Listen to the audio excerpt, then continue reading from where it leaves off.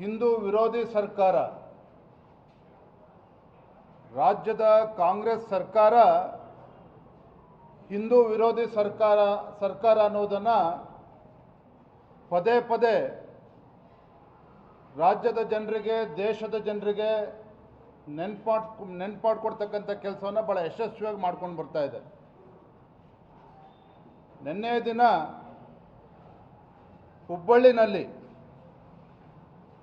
31 ವರ್ಷದ ಹಳೆಯ ಕೇಸನ್ನು ರೀಓಪನ್ ಮಾಡಿ, 5 ವರ್ಷ ಅಲ್ಲ, 10 ವರ್ಷ ಅಲ್ಲ, 31 ವರ್ಷದ ಹಳೆಯ ಕೇಸನ್ನು ರೀಓಪನ್ ಮಾಡಿ ಹಿಂದೂ ಕಾರ್ಯಕರ್ತ ಶ್ರೀಕಾಂತ್ ಪೂಜಾರಿ ಅವ್ರನ್ನ ಬಂಧನ ಮಾಡಿರ್ತಕ್ಕಂಥದ್ದು, ಅರೆಸ್ಟ್ ಮಾಡಿರ್ತಕ್ಕಂಥದ್ದು ಭಾರತೀಯ ಜನತಾ ಪಾರ್ಟಿ ಬಲವಾಗಿ ನಾವು ಖಂಡಿಸ್ತೇವೆ.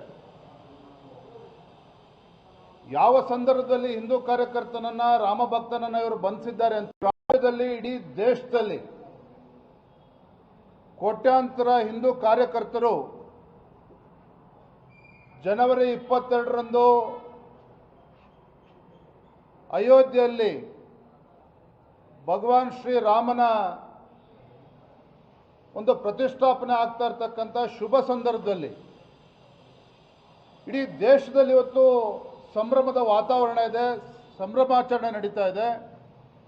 ಇಂಥ ಸಂದರ್ಭವನ್ನು ಆಯ್ಕೆ ಮಾಡಿಕೊಂಡಿರ್ತಕ್ಕಂಥ ರಾಜ್ಯದ ಕಾಂಗ್ರೆಸ್ ಸರ್ಕಾರ ಒಂದು ಹಿಂದೂ ವಿರೋಧಿ ಸರ್ಕಾರ ಅನ್ನೋದನ್ನ ಕೇವಲ ಕರ್ನಾಟಕ ರಾಜ್ಯಕ್ಕಷ್ಟೇ ಅಲ್ಲ, ಇಡೀ ದೇಶಕ್ಕೆ ಅವರು ತೋರಿಸ್ಕೊಟ್ಟಿದ್ದಾರೆ. ಭಾರತೀಯ ಜನತಾ ಪಾರ್ಟಿ ಇದನ್ನು ಬಲವಾಗಿ ಖಂಡಿಸ್ತದೆ. ನಿನ್ನೆ ದಿನ ನಾವು ಆ ರಾಮನ ಪ್ರತಿಮೆಯನ್ನು ನಮ್ಮ ಮೈಸೂರಿನ ಖ್ಯಾತ ಶಿಲ್ಪಿ ಅರುಣ್ ಯೋಗಿರಾಜ್ ಅವರು ಅದನ್ನು ಕೆತ್ತನೆ ಮಾಡಿದ್ದಾರೆ ಅಂತೇಳಿ ನಾವು ಬಹಳ ಸಂಭ್ರಮದಿಂದ ನೆನ್ನೆ ಇದ್ವಿ. ಇಂಥ ಸಂದರ್ಭದಲ್ಲಿ ರಾಜ್ಯದ ಪ್ರತಿಯೊಬ್ಬರನ್ನು ಕೂಡ ಹೆಮ್ಮೆ ಪಡ್ತಕ್ಕಂಥ ಸಂದರ್ಭದಲ್ಲಿ ಕಾಂಗ್ರೆಸ್ ಸರ್ಕಾರ ಹಳೆಯ ಕೇಸನ್ನು ರೀಓಪನ್ ಮಾಡಿ ಶ್ರೀಕಾಂತ್ ಪೂಜಾರಿ ಅವ್ರನ್ನ ಬಂಧಿಸಿರ್ತಕ್ಕಂಥದ್ದು ಭಾರತೀಯ ಜನತಾ ಪಾರ್ಟಿ ಖಂಡಿಸ್ತದೆ. ಅಷ್ಟೇ ಅಲ್ಲ, ನಾಳೆ ದಿನ ಇಡೀ ರಾಜ್ಯಾದ್ಯಂತ ನಾವು ಹೋರಾಟಕ್ಕೆ ಕರೆಯನ್ನು ಕೊಡ್ತಾ ಇದ್ದೇವೆ. ಎಲ್ಲ ಜಿಲ್ಲಾ ಕೇಂದ್ರಗಳಲ್ಲಿ, ಬೆಂಗಳೂರು ಮಹಾನಗರದಲ್ಲಿ ಫ್ರೀಡಂ ಪಾರ್ಕಲ್ಲಿ ನಾವು ಬೃಹತ್ ಪ್ರತಿಭಟನೆಯನ್ನು ರಾಜ್ಯ ಸರ್ಕಾರದ ವಿರುದ್ಧ, ಈ ಹಿಂದೂ ವಿರೋಧಿ ಕಾಂಗ್ರೆಸ್ ಸರ್ಕಾರದ ವಿರುದ್ಧ, ಈ ಹಿಂದೂ ವಿರೋಧಿ ರಾಜ್ಯದ ಮುಖ್ಯಮಂತ್ರಿಗಳು ಸಿದ್ದರಾಮಯ್ಯನವರ ವಿರುದ್ಧ ನಾವು ಹೋರಾಟವನ್ನು ಮಾಡ್ತಾ ಇದ್ದೇವೆ.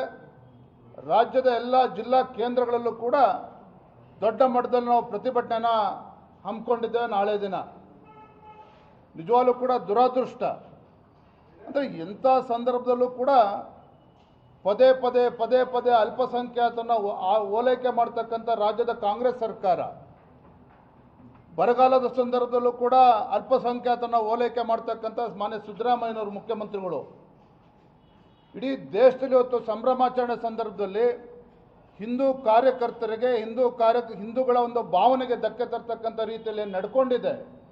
ಇದು ನಾವು ಬಲವಾಗಿ ಖಂಡಿಸ್ತೇವೆ. ಇದಕ್ಕೆ ತಕ್ಕ ಶಾಸ್ತಿಯನ್ನು ಮುಂದೊಂದು ದಿನಗಳಲ್ಲಿ ರಾಜ್ಯದ ಮತದಾರರು ಕೂಡ ಮಾಡೋರಿದ್ದಾರೆ. ಹಾಗಾಗಿ ನಾಳೆ ದಿನ ಭಾರತೀಯ ಜನತಾ ಪಾರ್ಟಿ ಇಡೀ ರಾಜ್ಯಾದ್ಯಂತ ಈ ಹಿಂದೂ ವಿರೋಧಿ ಸರ್ಕಾರದ ವಿರುದ್ಧ ನಾವು ಹೋರಾಟವನ್ನು ಹಮ್ಮಿಕೊಂಡಿದ್ದೇವೆ. Sir, can you just repeat in English? The same in English, sir, please. ಮತ್ತು ಅಷ್ಟೇ ಅಲ್ಲ, ಈಗಾಗಲೇ ಮಂತ್ರಾಕ್ಷತೆ ಅಯೋಧ್ಯೆಯಲ್ಲಿ ಪವಿತ್ರವಾಗಿರ್ತಕ್ಕಂಥ ಮಂತ್ರಾಕ್ಷತೆಯನ್ನು ತೆಗೆದುಕೊಂಡು ಬಂದು ಇಡೀ ದೇಶಾದ್ಯಂತ, ಅದೇ ರೀತಿ ಕರ್ನಾಟಕ ರಾಜ್ಯದಲ್ಲೂ ಕೂಡ ನಮ್ಮ ಹಿಂದೂ ಕಾರ್ಯಕರ್ತರು ಮನೆ ಮನೆಗೆ ಹೋಗಿ ಮಂತ್ರಾಕ್ಷತೆಯನ್ನು ಪ್ರತಿ ಮನೆಗೂ ಕೂಡ ತಲುಪಿಸ್ತಾ ಇದ್ದಾರೆ. ಆ ಪವಿತ್ರವಾದಂಥ ಮಂತ್ರಾಕ್ಷತೆಯನ್ನು ಅಲ್ಲೂ ಕೂಡ ಕಾಂಗ್ರೆಸ್ ಸರ್ಕಾರ ಅಡ್ಡಿಪಡಿಸ್ತಾ ಇರ್ತಕ್ಕಂಥದ್ದು, ಪುಡಾರಿತನ ಮಾಡ್ತಾ ಇರ್ತಕ್ಕಂಥದ್ದು ಕೂಡ ನಾವು ಕೇಳಿ ಬರ್ತಾ ಇದೆ. ಹಾಗಾಗಿ ಎಲ್ಲವನ್ನೂ ಕೂಡ ನಾವು ಕಣ್ಮುಂದೆ ಇಟ್ಕೊಂಡು ನಾವು ಭಾರತೀಯ ಜನತಾ ಪಾರ್ಟಿ ಹೋರಾಟಕ್ಕೆ ನಾವು ನಾಳೆ ದುಮ್ಕೂರಿದ್ದೇವೆ. ನೋಡ್ರಿ, ಯಾವುದು ಪ್ರಿಯಾರಿಟಿ ರಾಜ್ಯ ಸರ್ಕಾರಕ್ಕೆ? ನೀವು ಆಯ್ಕೆ ಮಾಡ್ಕೊಂಡಿರ್ತಕ್ಕಂಥ ಸಂದರ್ಭ ಏನು, ಸಂದರ್ಭದ ಜೊತೆಗೆ ನಿಮ್ಮ ಉದ್ದೇಶ ಏನು? ತಪ್ಪು ಮಾಡಿದ್ದಾರೆ ಮಾಡಿಲ್ಲ ಅಂತಕ್ಕಂಥದ್ದು ನೀವು ತೀರ್ಮಾನ ಮಾಡ್ತಕ್ಕಂಥದ್ದಲ್ಲ. 31 ವರ್ಷದ ಹಿಂದಿನ ಹಳೆಯ ಕೇಸನ್ನು ನಿಮ್ಮ ಸಂದರ್ಭ ಇವಾಗೇ ಬೇಕಿತ್ತ ನಿಮ್ಗಾಗಾದ್ರೆ? ಇವಾಗೇ ಬೇಕಿತ್ತ ನಿಮಗೆ? ಇಡೀ ದೇಶದಲ್ಲಿ ಇವತ್ತು ಹಿಂದೂಗಳು ಸಂಭ್ರಮಾಚರಣೆ ಇರ್ತಕ್ಕಂಥ ಸಂದರ್ಭದಲ್ಲಿ ಒಬ್ಬ ಹಿಂದೂ ಕಾರ್ಯಕರ್ತನನ್ನು, ಒಬ್ಬ ರಾಮ ಭಕ್ತನ ನೀವು ಬಂಧಿಸ್ತೀರಿ ಅಂತ ಹೇಳಿದ್ರೆ ನಿಮ್ಗೆ ಧೈರ್ಯ ಎಷ್ಟಾಗಾದ್ರೆ? ಏನು ಉದ್ದೇಶ ನಿಮ್ದು ಹಾಗಾದ್ರೆ? ರಾಜ್ಯದಲ್ಲಿ ಇವತ್ತು ಎಲ್ಲವೂ ಕೂಡ ಸುವ್ಯವಸ್ಥೆ, ಶಾಂತಿ ಸುವ್ಯವಸ್ಥೆ ಇದೆ ಅಂತ ಹೇಳಿದ್ರೆ ಅದಕ್ಕೆ ಭಂಗ ತರ್ತಕ್ಕಂಥ ಕೆಲಸಕ್ಕೆ, ದುಸ್ಸಾಹಸಕ್ಕೆ ಮಾನ್ಯ ಮುಖ್ಯಮಂತ್ರಿಗಳೇ ಕೈ ಹಾಕ್ತಾ ಇದ್ದಾರೆ.